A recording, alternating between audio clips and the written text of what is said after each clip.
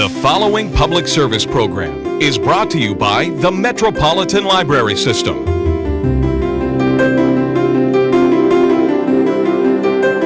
And now, Read About It with your host, B.J. Williams. We have a great show for you today, including a talk with Rosemary Agonito and Joseph Agonito about their award-winning fiction, Buffalo Calf Road Woman. But first, Phil Talbot from the Capitol Hill Library has a book he'd like to share with you. The following public service program is brought to you by the Metropolitan Library System.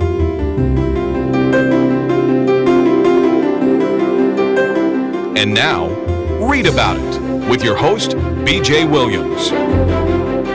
We have a great show for you today, including a chat with Rosemary Agonito and Joseph Agonito about their award-winning fiction, Buffalo Calf Road Woman. But first, Phil Talbot and Susie Beasley want to tell you about a video you can find at your library.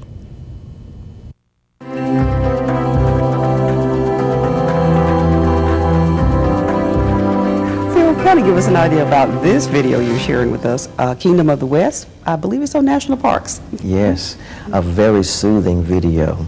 It gives you all kinds of ideas of things to see up in the areas of Montana and Wyoming and Idaho, that part of the country. It's just beautiful. So you do a little armchair traveling. Yes, it's wonderful. Mm-hmm. You get to see Old Faithful erupting and a little bit of the history behind that. Mm-hmm. And they also talk about how glaciers formed a lot of the rocks and mountainous areas there back in years and years ago, of course. Oh, yeah, before and you get to see the redwoods in the Northern California area and ghost towns, and there's a dinosaur dig as well. And just animals and wildlife everywhere, a wild horse sanctuary, just all kinds of Now, things. the national parks that are covered there, I think, are Yellowstone, because you Yes. mentioned the Yellowstone, Faithful. Yosemite, I think it's Muir Woods. That's after Right. John Muir, the fellow who created the Sierra Club, and that's mentioned in here as well. And of course it talks about Ansel Adams and all of his art and photography work that he's done in that area as well. So Now, on the Glacier National Parks, the history goes as far as they give you a lot of the geology of the time frame. Right. And the photography is awesome. It's just fabulous. They say you can actually gain additional years on your life if you go there and visit. Okay, now I understand that you'll be going there. Someday I intend to, yes. You go there, your travels. So what are some of the ways that the video can be used? Well, I can identify at least three things. One, you can use it as a travel video, of course, to prepare you for the things that you will want to see when you go there. Another thing is if you're studying geology or geography and you're wanting to know more about that part of the country and the terrain and all those sorts of things and how the waterfalls are and everything, then you can get an idea of things like that. That would be fascinating. Yeah. And of course the other thing is just a getaway. You can just watch this thing in your own living room and think you're there. That's right. That's right. So what other travel materials do we have in the library system that will complement this video? Well, of course we have materials in book form on this part of the country as well as other places as well. But then we also have videos too of the United States, places that you might want to choose to go. Parks and amusement things, and then of course abroad too in other countries. And we have vertical file materials that they can check Certainly. out also. And atlases and maps and things too. So this video came out in 2001 and is, I guess, produced by Quaystar. Yes. Okay. And this video is called Kingdom of the West, Yellowstone, Yosemite, and Glacier National Parks. Phil, we appreciate you coming and sharing this with us. This is available at your local library and perhaps your local video store. We'll see you next time. Thank you. Hey, I'm live here with Anita Rossler, our MLS Senior Services Coordinator. Hi. Hi, You're not knitting today, and you don't have mystery stories to talk about. What do you want to talk to us about? Well, I want to talk about books by mail. As hot as it is right now, and they're encouraging people not to get out if they don't have to, I wanted to remind our senior citizens and our persons with disabilities who can't get out that they have a service from the library that is kind of a well-kept secret, although we don't mean for it to be. And that is our free Books by Mail program. Free Books by Mail? Free, completely free. It is from our mailbox to yours and back to ours, and we pay the postage both ways. That's nice. It is. You do need to be a senior citizen. Which is age what? 65 or older. Okay. Or a person who with a disability or who is unable to get to the library. Okay. How do you sign up for this service then? If you can't get out to go to the library to sign up for it, what do you Good question. do? Yeah. You call the number on the back of the little Books by Mail catalog. Okay. The number is 606-3295. 606-3295. Right. Okay. And a woman named Sharon will answer the phone, and she's our current Books by Mail clerk. I did it for 10 years. It was fun. It's a wonderful service, and you meet so many people. But anyhow, you just call that number, and she will talk to you, ask you a few questions about your circumstances. Nothing very invasive. We try not to do that at all. And then she will explain to you how it works and that you'll be receiving catalogs. We put out a quarterly catalog. Sharon writes the catalog from a selection of books that Materials Services purchases for us. And then they're printed and they're mailed to everyone who's on the list. We have about 500 customers right now. So you must have a large selection of books then to satisfy 500 people. We do, because we have access to anything in the system.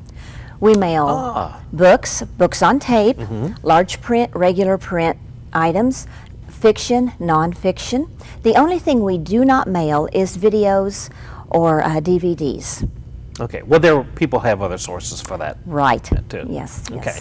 So the catalog is really just kind of a suggestion or a preview of what's available, but if anybody comes up with another title, they can request it? Yes, absolutely. Terrific. Yeah, people who are stuck at home don't always know what's available. Yeah. I mean, I work in the library and I don't always know what's available. I know how you feel. Okay, we've got to wrap this up. Thank you very much for reminding us about Books by Mail, and come back soon, okay? I will. All right, you. thanks, Anita. Hi, I'm Donna Morris, Executive Director of the Metropolitan Library System. 2007 will mark Oklahoma's centennial year. 100 years is a long time, but public libraries have been part of this community since the very beginning. And we're still exactly the same as we've been all along, your primary source for information and entertainment. The delivery methods are different now than in the early days. Today we provide free wireless access, free internet access, DVDs, CDs, free programming for people of all ages, along with the traditional books, magazines, and newspapers. But what hasn't changed is our dedication to helping you find exactly what you need. Librarians continue to be the guides to the up-to-date world of information, and our librarians at MLS are the best in the business. So visit your neighborhood MLS library soon, and as they say in the world of libraries, come check us out. Well, Doug is with me, and this is the time when we share with each other the books that we have been reading. Okay. And in the summertime, once the sun goes down or early in the morning before the sun hits its zenith, with the weather There's we've time when had. the sun's not there? Right. It's so hot right now. Yeah, well, I had a couple of books for vacation or enjoyment. This first one, actually you can do photography indoors. It's how to do everything with your digital camera. And it's by Dave Johnson. He's a best-selling author and a pretty well-known photographer.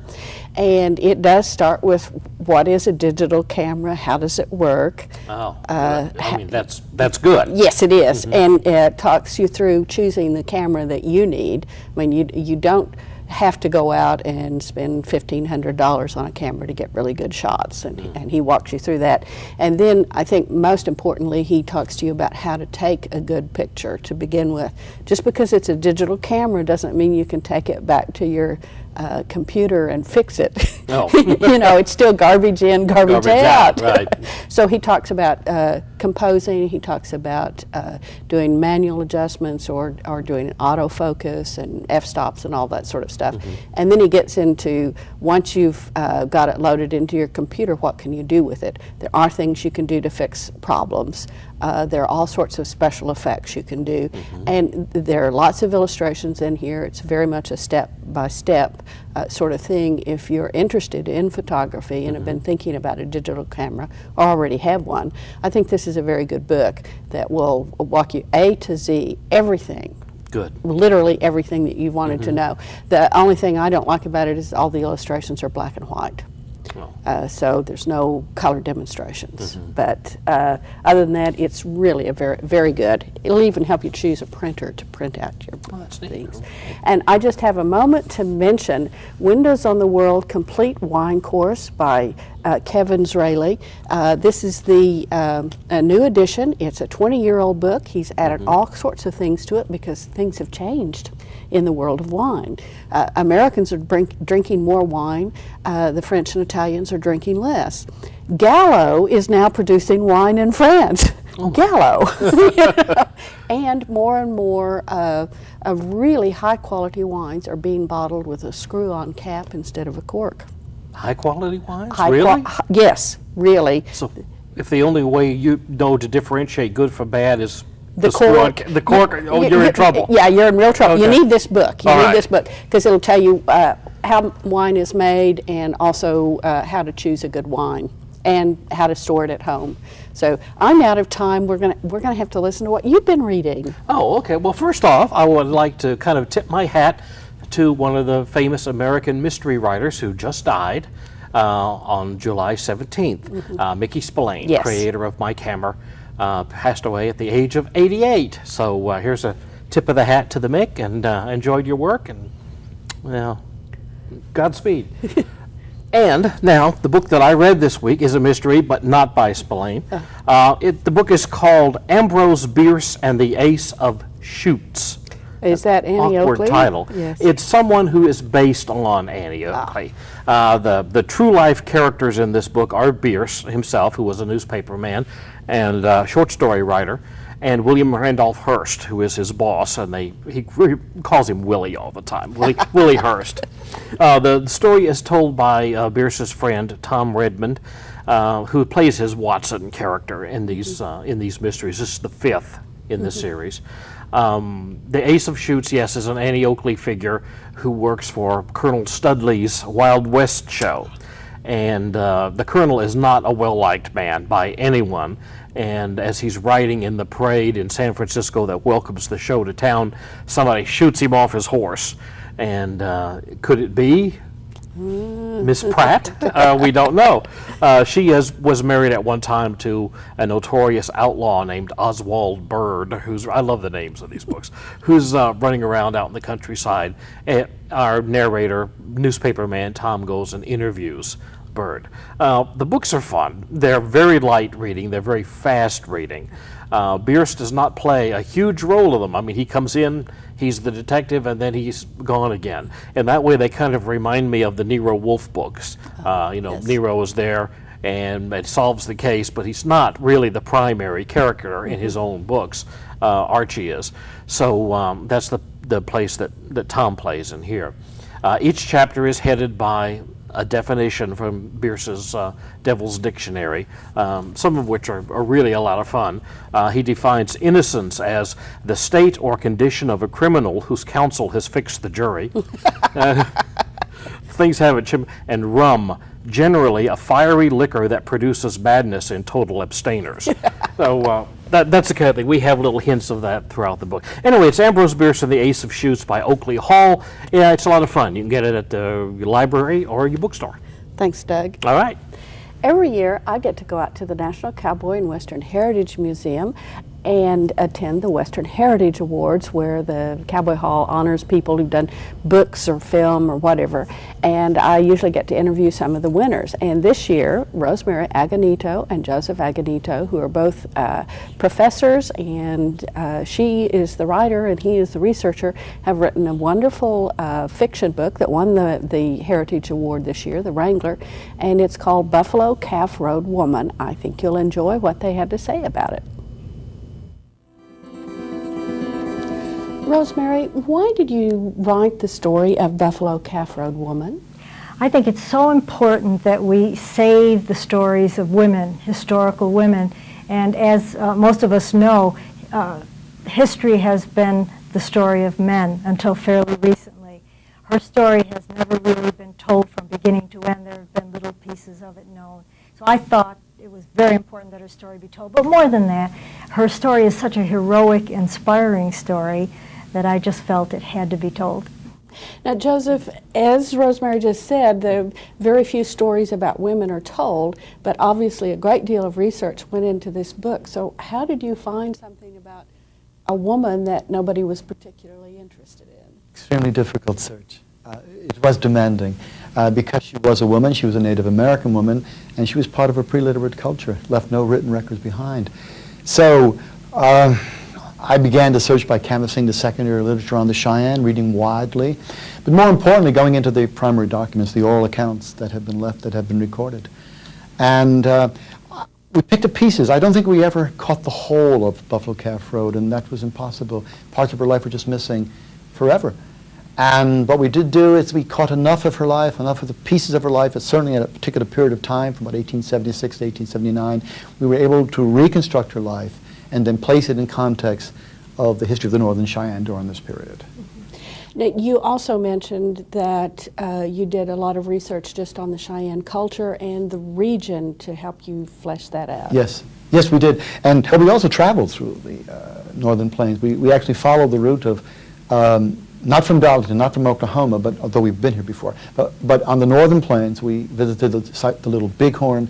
We visited Fort Robinson, we visited Fort Keel, we visited Lame Deer, which is a Northern Cheyenne Indian reservation. And we interviewed elders that were there, so that we not only read widely and visited museums and galleries to witness the artifacts, but we also traveled the land that she traveled at this period of time. Now, Rosemary, you have a beautiful opening sentence and actually opening paragraph, but that opening sentence, I think, in a way sums up Buffalo Calf Road's story very well, and it starts, "The end of the world began that day." I'm impressed. How did you do that? Well, it was a long time in coming. The book was finished, and I just needed, I felt, something really that would grab the reader and something that would capture what the story was all about. And I honestly don't know how it came to me, but at one point it did, and I said, that's it. I knew when it popped into my head that that was how I wanted to begin, because it does really capture the essence of the story. Mm-hmm. Joseph, the next paragraph talks about it's a cold day, and pretty soon we realize that soldiers are sneaking up on the Indian camp. So you have really started the story with the end of the world, but it's also most of the way through Buffalo Calf Road's life. The attack on Old Bear's Camp took place in March 1876. It is the beginning of the campaign by the United States Army against the Lakota and the Cheyenne, which will eventually take them to the Little Bighorn and to their eventual surrender. We begin there because I believe, based on the research, that Buffalo Calf Road was there and that she fought in defense of the camp when the U.S. soldiers attacked it. And I think we've made a good case that she was indeed there with Black Coyote and that she indeed fought. This would be her first engagement.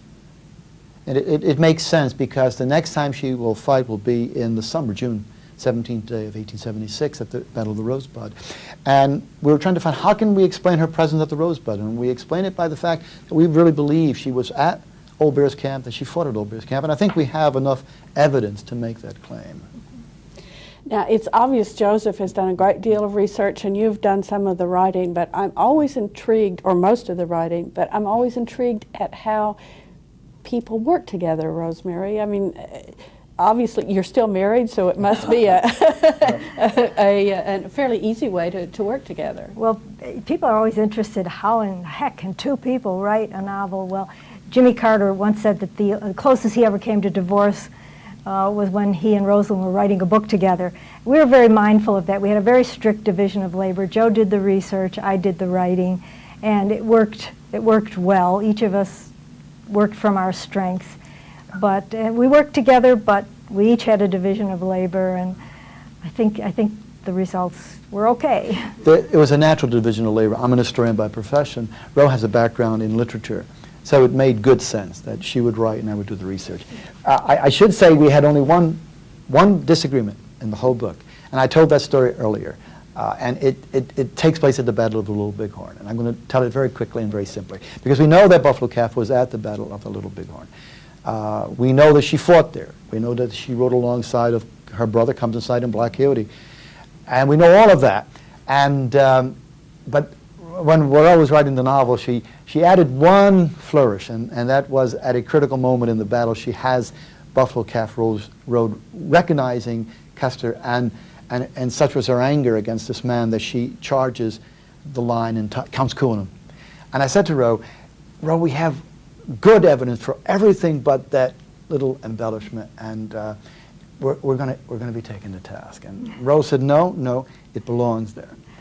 Well, as it turned out, There is a punchline. yeah, the Cheyenne have, after the book went to press, announced that they were ready to break a vow of silence, and they are now claiming that Buffalo Calf Road was the last person to strike Custer, knocking him from his horse and killing him. So that remains to be seen what their evidence is, but that's an interesting twist. And that story came out after the book went to press. So in some ways, Roe had some insight that... Well, it's a beautiful combination both of the factual history as far as we can determine it, but also the more artistic, less literal interpretation of things as presented in a work of fiction. You're able to take the facts and, as you said, embellish them, make them perhaps more believable for people.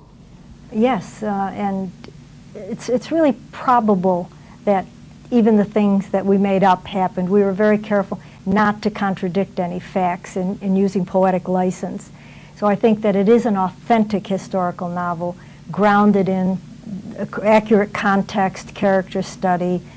We really did work very hard at staying with the facts, and whatever is fictionalized is, I believe, probable. Now, Joseph, we have just a short time, but I think most of us have grown up thinking Indians, it's always the guys, they're on horses and they're counting coup or circling the wagons or whatever. Did women actually get involved in these things, in battle? I think that there were among the Cheyenne any number. On the journey home from Oklahoma, because there were less than 300, women played a larger role. I think in unusual times, and this was an unusual time, a desperate time, women, in addition to Buffalo Calf Road, defended their people.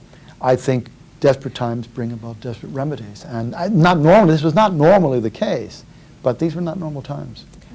Well, I want to thank you both very much for sharing a little bit of insight about your wonderful book, Buffalo Calf Road Woman. And we thank you very much. Thank you. Hi, I'm Donna Morris, Executive Director of the Metropolitan Library System. 2007 will mark Oklahoma's centennial year. 100 years is a long time, but public libraries have been part of this community since the very beginning. And we're still exactly the same as we've been all along, your primary source for information and entertainment. The delivery methods are different now than in the early days. Today we provide free wireless access, free internet access, DVDs, CDs, free programming for people of all ages, along with the traditional books, magazines, and newspapers. But what hasn't changed is our dedication to helping you find exactly what you need. Librarians continue to be the guides to the up-to-date world of information, and our librarians at MLS are the best in the business. So visit your neighborhood MLS library soon, and as they say in the world of libraries, come check us out. Well, Doug and I are back, and that means it's Writer's Almanac time. But before I let Doug talk, I have a few dates in history about things that you can look up when you get to the library. The first one is on July the 23rd in 1952, the Egyptian monarchy was overthrown by a military person. And now I understand Mubarak isn't a military person, but he comes from a long line of military dictators. On July 24th in 1948, the Soviets blockaded Berlin, which was the beginning of the Berlin airlift. And on July the 25th in 1944 was the breakout from the Normandy beachhead, was when we really started moving, and it was at that point really became obvious that yes, we were in Europe to stay. Yeah. So on July 26th in 1948, President Truman issued an executive order that desegregated the armed forces. That was not something he could do just in public life, but he certainly, as commander-in-chief, could say, "You will integrate." And so they've been working on it ever since. Yes, yeah. So, on July the 28th in 1868, the 14th Amendment was ratified, and that is the amendment that grants citizenship to any person born in the territory of the United States or who has been naturalized. And that was in response to the fact that the former slaves did not have citizenship. On the same date in 1914, Austria-Hungary attacked Serbia and started that little unpleasantness called the First World War. And then on July the 28th, this is from the sublime to the ridiculous, July the 28th, 1981, the Prince of Wales, Prince Charles, married Lady Diana Spencer, and became the occasion for many, many, many books. Yes. Some of whom you can find, or some of which you can find at your library. Absolutely. Well, You've got a phone number. yes, I do have a phone number. It's that Books by Mail number. I wanted to bring it up again. It's 606-3295. So if you need more information on Books by Mail, call 606-3295. And I've got a couple of birthdays, author birthdays for this week. Great. First time, I think, we've got a father and a son, both writers, who have birthdays in the same week. I'm hoping not in the same year. No, not in the same year. 22 years apart. And I'm thinking they're French. They are French. It's the Dumas boys, Big Al and Little Al, as they were known in their day. Alexandre Dumas. The father, of course, is the author of The Three Musketeers and The Man in the Iron Mask, and numerous adventure stories that will probably live forever, as they say. His attitude to life can be summed up, I think, in the story of somebody came up to him and asked him for 25 francs to help pay the cost of burying a court bailiff. And Dumas gave him 50, and he said, "Here you go, bury two of them." You know, he did not have a lot of respect for some authority figures. His son, who is the author of The Lady of the Camellias, which we know mostly as Camille now. If you take your French melodrama by opera, it's La Traviata. That story was the exact opposite of his dad. He was very prim and very proper, and thought that literature should be moral in every way, to teach us how we should be, not show us how we are. He was kind of a stick, I think, really. Probably in reaction. Beatrix Potter was born on July 28th. Aldous Huxley and Bernard Shaw both on July 26th. So it's a good week for classic writers. Absolutely, and you can find out about these authors and many more when you go to the library or visiting us on the web at www.metrolibrary.org. Find out what's happening at the library. Thanks for being with us. We'll see you again next time.